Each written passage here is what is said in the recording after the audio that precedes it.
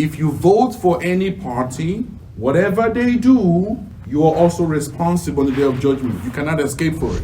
If you voted, you're going to be responsible as well.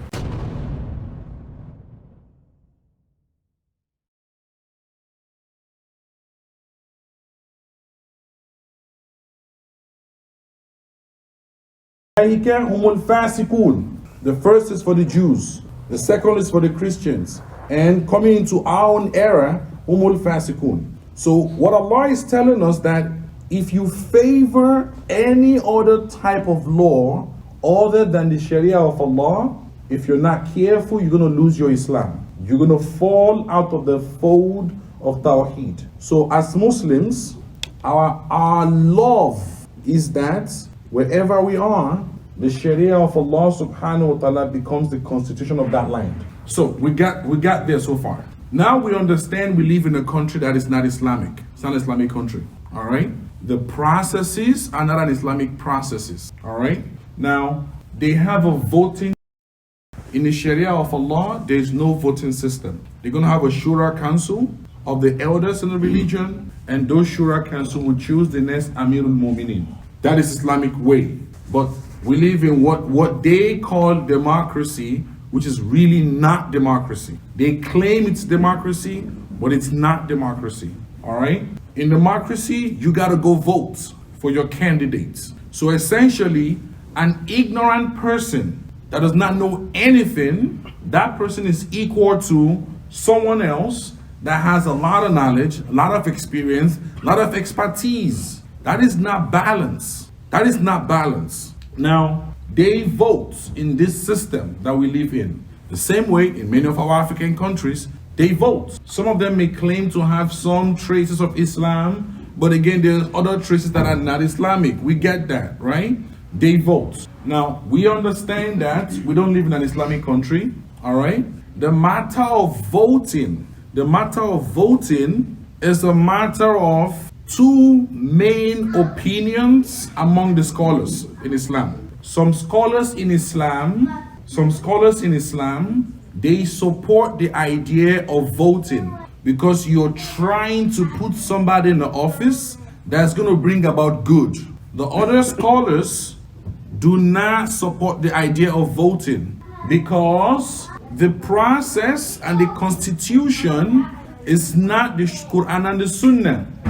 What would end up in that process is that the society and the community will continue to degrade because only the Quran and the Sunnah can fix any problem. Do you understand that? So the second part of the scholars say, don't vote. One group say vote, another group say vote, do not vote. So now we're caught in a crossroad. This is where some of you and I, the Muslims, we start to window shop for fatwa from various scholars to teach us or tell us what we should do. We start window shopping. Should I vote? Should I not vote? Should I vote? Should I not vote? Right? This is my ignorant opinion. My opinion does not matter. It does not matter. And I know that after my few comments here, Imam is in the back over there. He's going to come and correct all my mistakes, inshallah. So this is my ignorant opinion. All right? Allah gave us Islam, the Quran and the Sunnah, for 5 goals, 5 aims. Islam has how many aims? 5 main aims, 5 main goals. All right? The higher aim of Islam. The number one, the first one is Hifzuddin, the protection of your religion. Islam comes to protect your religion. Number 2 is Hifzul Aql, the protection of your mind. All right? Number 3 is Hifzul Nafs, the protection of yourself as an individual. All right? Number 4 is Hifzul Ayat or Hifzul Nasab, the protection of your family or your lineage, your family tree. And number 5 is Hifzul Mal, the protection of your properties. 5 main goals. Are you guys following me? Now, we said we live in a country where Islam is not the ruling, right? If we want to engage with the society in terms of politics, it makes sense for you and I to take the goal, what Islam would have given us is these 5 goals. It makes sense for you and I to say, okay, which candidate or which party can get me close to these 5 goals? Although we know that it's not the Quran and the Sunnah, but how can we get close to it at a bare minimum? Does that make sense? So if we want to vote as Muslims, are you a Muslim first or are you African first? You're a Muslim first. Are you a Muslim first or are you African first? Muslim. Are you a Muslim first or are you wherever country you come from first? Your Islam trumps everything. So if you want to vote, these are the 5 criteria that you want to focus on. These are the 5 criteria that you want to focus on. Are you following me? These are the 5 criteria that you want to focus on. Talking about the 5 criteria. In America, we have 2 main groups. We have the Republicans and we have the Democrats. All right, we have independents, but nobody talks about them. They're almost invincible right now. Nobody even hears them, right? We have the Republicans and we have the Democrats. So with the Republicans, we have seen what's going on in that party. If you look at the Republican Party deeply, you would understand that many of their actions is based on their religious values. Many of their actions is based on their religious values, which is what religion is that? Christianity, for the most part. However, those religious values, those that are practicing those religious values, they are the fanatics amongst them. They're not the baseline Christians. They're the fanatics. These are the ones that go to the extreme in a religion. Do you understand what I'm saying? That is why we can hear the former president saying that they're going to put a ban on the religion.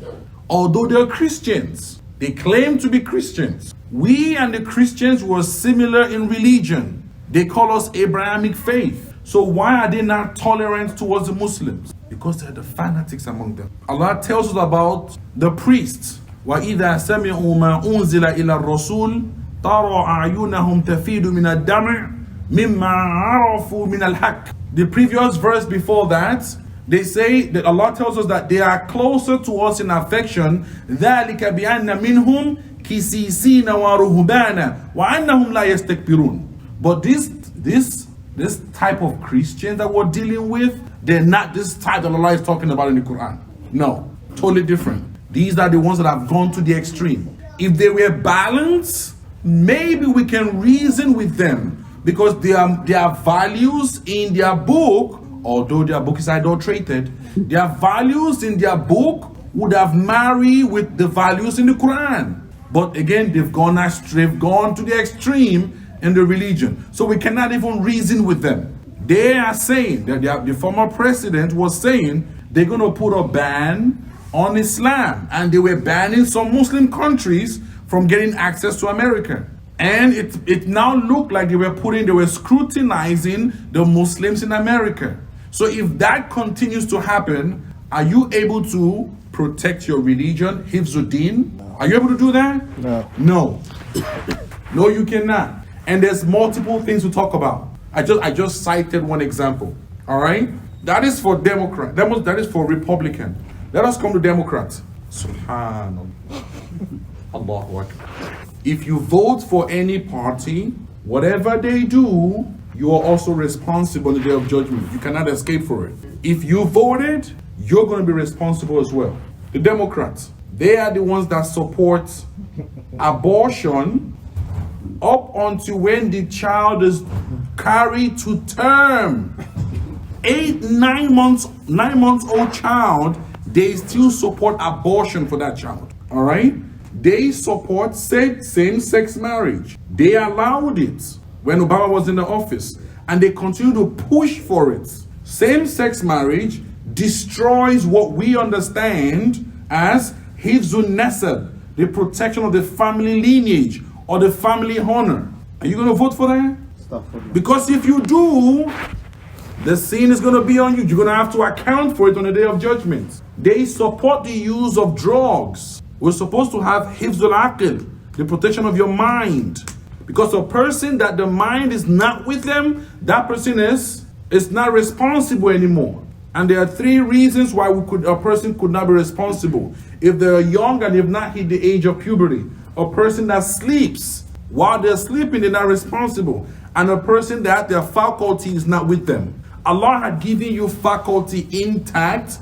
These people support for you to use drugs. Do you guys know that in the city of Chicago now, they're actually passing out needle sticks, free syringes, free needle sticks for the people to continue to use drugs? Instead of looking for ways to stop the pandemic of overdose and drug use, they're actually giving them needle sticks. If you look at both parties, you will definitely see reasons why not. Transgender, sex change.